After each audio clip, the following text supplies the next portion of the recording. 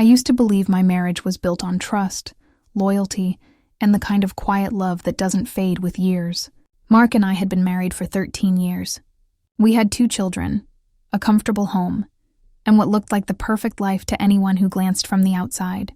But the truth has a way of crawling through the cracks, no matter how tightly you try to seal them shut.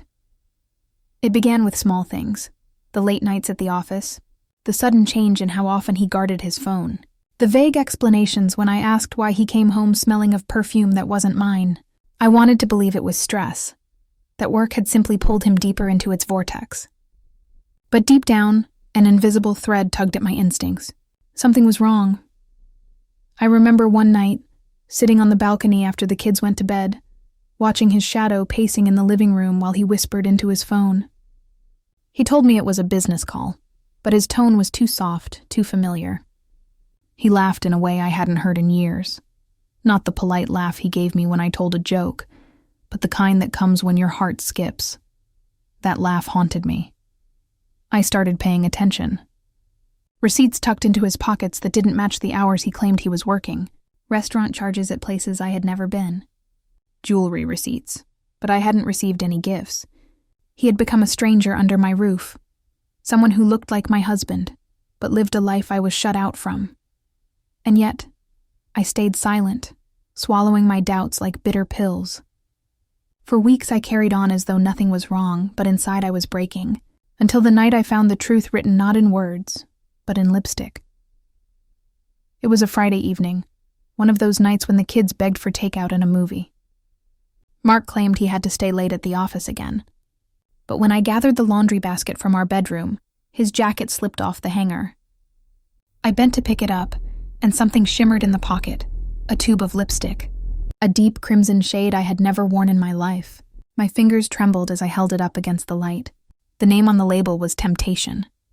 I wanted to scream, but instead I pressed my lips together so tightly they burned. My mind flashed through every excuse he had ever given me, every business dinner, every late-night meeting. The evidence was undeniable now. He wasn't just betraying me, he was flaunting it, carrying pieces of her into our home, the very space where our children laughed and dreamed. The fury inside me turned cold, sharp, and deliberate. I didn't confront him immediately. Instead, I decided to wait. I needed more than just lipstick. I needed the whole truth, wrapped in chains so strong he couldn't wriggle free. Over the next week, I became a detective in my own marriage. I tracked his spending, followed his location through the family phone plan, and even drove past his office late at night. And there it was, the final betrayal, his car parked outside a boutique hotel, lights glowing warmly from a room where he was undoubtedly with her. I parked down the street, gripping the steering wheel until my knuckles whitened. I wanted to storm in, to tear down the walls that sheltered his lies. But then a colder thought struck me. Exposing him wasn't enough. If he wanted to destroy our marriage, then I would make sure he paid for it in ways he couldn't imagine. Revenge was no longer just an option. It became my lifeline. I began planning with precision. Every detail mattered, because this wasn't just about heartbreak. It was about reclaiming my power. Mark had built his confidence on the assumption that I would remain naive, quiet, and obedient. He forgot that silence has a way of sharpening resolve. I started with our finances. For years I had trusted him to handle the bulk of the money, but what he didn't know was that I had my own savings, tucked away carefully. I gathered documents, bank statements, and proof of his hotel visits. With each folder I compiled, my resolve hardened. Then I turned to her. I didn't know her name, not yet, but I knew where she worked. A quick glance at one of his receipts told me enough. He had purchased perfume from a boutique. I visited the shop under the guise of a curious customer, asking about the woman who helped my husband pick out a fragrance. The saleswoman smiled knowingly and described her. Tall, brunette, confident, with a laugh that apparently charmed every man who entered. Her name was Rachel. The name hissed in my ears like poison, but instead of confronting her, I studied her. I followed her social media, piecing together the life of the woman who had invaded mine. She posted photos of expensive dinners, luxury gifts, and a mysterious man who always stood just out of frame. That man was my husband. It was all there, the expensive jewelry, the lipstick, the hotels, proof beyond doubt. But rather than fall apart, I felt strangely calm. The storm had passed inside me, and what remained was a plan. I would not just expose them. I would strip away every illusion, every lie, until both of them were left with nothing but shame. The opportunity came sooner than I expected.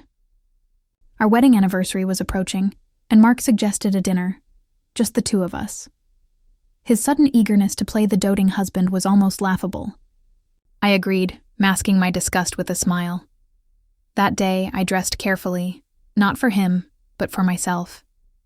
A black dress, subtle jewelry, hair swept up. I wanted to look like the woman he had taken for granted. Strong, beautiful, unshakable. At dinner, he raised his glass to toast 13 years of love. My stomach turned at the hypocrisy. I clinked my glass against his, keeping my smile steady, while in my bag lay the folder. Every receipt, every hotel booking, every photo. When dessert arrived, I slid the folder across the table. His face drained of color as he flipped through the pages. He stammered, searching for excuses, but I silenced him with a single line. "Don't waste your lies.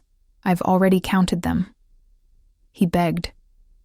He promised it was a mistake, a weakness, that he still loved me. But the words were hollow, bouncing against the walls of a heart that no longer belonged to him. I leaned closer, my voice low but steady. "You thought you could live two lives, Mark, but tonight they collapse into one, and it won't be the life you chose." He didn't know then what I meant, but soon he would. 2 weeks later, I invited Rachel over. She didn't know I was his wife. I introduced myself as a friend of Mark's, and lured her with the promise of discussing a surprise for him. She arrived in a red dress, smiling as though she were walking into a fairy tale. Her smile vanished the moment she saw the photos on my living room table. She tried to play innocent, claiming she had no idea he was married, but her Instagram post told another story. Captions about stolen nights and secret love. I told her calmly, "You can have him. But let me warn you, what you're inheriting is not a man. It's a liar who will betray you the same way he betrayed me."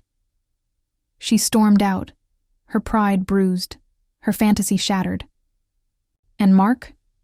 He came home to an empty house, his belongings neatly packed by the door, his children asleep at their grandmother's.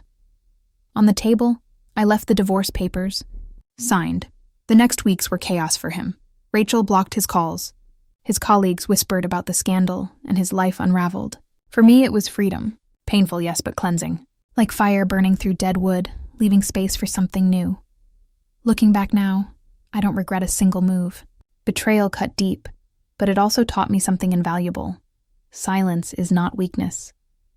It is the gathering of strength, the sharpening of edges, the calm before the storm.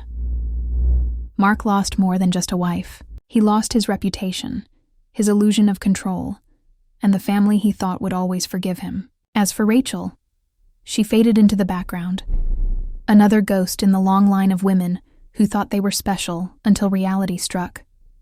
And me, I rebuilt. I found joy in small moments, morning coffee, laughter with my children, the peace of not waiting for lies. My story isn't about destruction. It's about survival, about refusing to let betrayal define me. If Mark ever looks back, I hope he remembers the night at that restaurant. The moment he realized the woman he thought was blind had been watching all along. And I hope he understands that betrayal may break a marriage, but it forges a new kind of strength, the kind that never forgets.